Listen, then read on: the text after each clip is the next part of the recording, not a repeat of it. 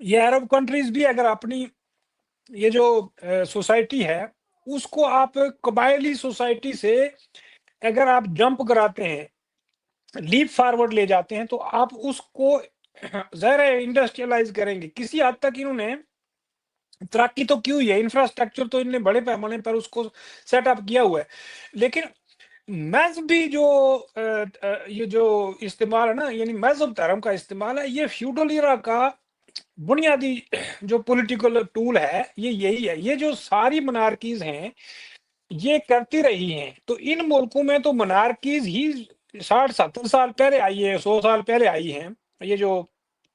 Second world war کے بعد ہی یہاں منارکیز لائی گئی ہیں. تو یہ قبائلی معاشرے تھے عربوں کے. یہاں چونکہ زمینداری نہیں ہے، جاگیرداری اس طرح کی نہیں تھی جیسے ایگریکلچر سوسائٹیز میں ہوتی ہیں، تو یہاں قبائل تھے. تو ان قبائل نے کسی حد تک آپس میں اتحاد کر کے کچھ قبائل نے وہاں منارکیز بنا لی.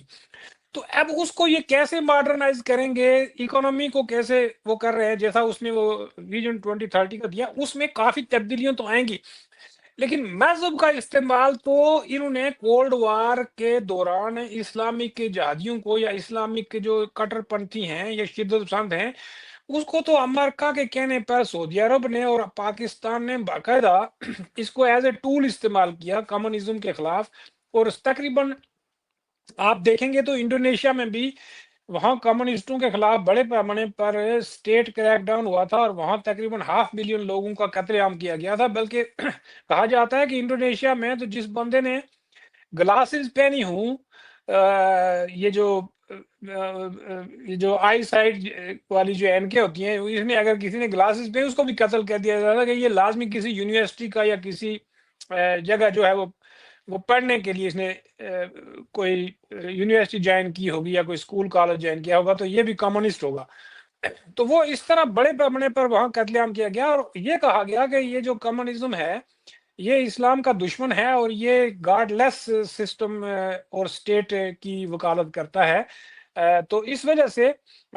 مسلمانوں کو یہ کہا گیا کہ اگر آپ لوگوں نے اپنا مذہب بچانا ہے تو کمیونزم سے اپنے آپ کو بچائیے. تو پھر انہوں نے اس کے خلاف بھی جہاد کیا اور بڑے پیمانے پر اسلامک شدت پسندی کو فروغ دیا، اور اس میں امریکہ نے ان کو بہت مدد بھی کی، مالی مدد بھی کی. سعودی عرب نے بھی بڑے پیمانے پر اس میں کنٹریبیوشن کیا، اور پاکستان نے تو فرنٹ لائن اسٹیٹ کا کردار ادا کیا. تو سچی بات تو یہ ہے کہ اس کو کہتے ہیں نا کہ پہلے اس کو ریڈیکلائز کیا، یعنی گروپ بنوایا، ان کو ملیٹنٹ بنایا، پھر ان کو ان کی ریڈیکل آئیڈیاز کو یوز کیا. اب اس کو یہ ڈی ریڈیکلائز کرنے کے لیے کہہ رہے ہیں، امریکہ ہی ان کو کہہ رہا ہے، اور وہ ایم بی ایس جو اقدامات کر رہا ہے وہ مسلمانوں کو ڈی ریڈیکلائز کرنے کی کوشش کر رہا ہے. اور ڈی ریڈیکلائز کرنے کے لیے لازمی طور پر آپ کو اس کی جگہ کلچرل ایکٹیویٹی سرگرمی لانی ہوں گی، چونکہ مذہب بھی کسی حد تک اسی کلچر کا حصہ ہوتا ہے جس کلچر میں آپ رہتے ہیں.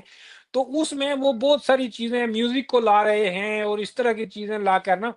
ڈانس، اور یہ جو ہم نے دیکھا ہے کہ ٹرمپ کے سامنے بھی ڈانس کر کے انہوں نے اپنے آپ کو تھوڑا سا وہ ثابت کیا ہے. تو اس سے تو کسی حد تک تو فرق تو ضرور پڑے گا، یہ نہیں ہے کہ کوئی فرق نہیں پڑے گا. لیکن دیکھیں کسی چیز کو آپ جبر سے جس طرح آپ نے جبر سے ریڈیکلائز کیا لوگوں کو، جبر سے آپ اس کو ختم نہیں کریں گے، بلکہ آپ سوسائٹی کے اندر ایسی کنڈیشنز پیدا کریں، سماجی کنڈیشنز ایسی پیدا کریں کہ لوگ خود بخود جو ہے وہ ڈی ریڈیکلائز ہو جائیں. اور اس کے لیے ضروری ہے کہ آپ ان کو پراپر ایجوکیشن دیں. آپ نے جس طرح کی مذہبی تعلیم دی ہے، جیسے پاکستان اگر ڈی ریڈیکلائز ہونا چاہتا ہے تو اس کو یہ ساری مذہبی تعلیم مدرسوں سمیت یہ ختم کرنی پڑے گی، اور اس کی جگہ ایک نیا تعلیمی نظام لانا پڑے گا تاکہ سوسائٹی کے اندر لوگوں کو وہ ری ایجوکیٹ کیا جائے. جو پہلے سے ایجوکیشن کی گئی ہے اس کو ختم کر کے ان کے دماغوں کو ری ایجوکیٹ کر کے آپ نئے سرے سے نئے سماجی اور سیاسی اور مذہبی نظریات کو فروغ دیں گے، تب جا کر ڈی ریڈیکلائزیشن ہوگی. محض جو ہے وہ ڈانس کرا لینے سے یا برقعے اتار دینے سے ڈی ریڈیکلائزیشن نہیں ہوگی. اس کے لیے آپ کو پورا ایجوکیشن سسٹم، پورا مذہبی جو فکری نظام ہے اس کو بدلنا پڑے گا، اور اس کے لیے لازمی طور پر آپ کو تعلیمی اداروں کے اندر یہ نظام نافذ کرنا پڑے گا. پھر آپ جو ہے وہ کلچرلی اور دوسرے جو اقدامات ہیں وہ کر کے آپ کامیاب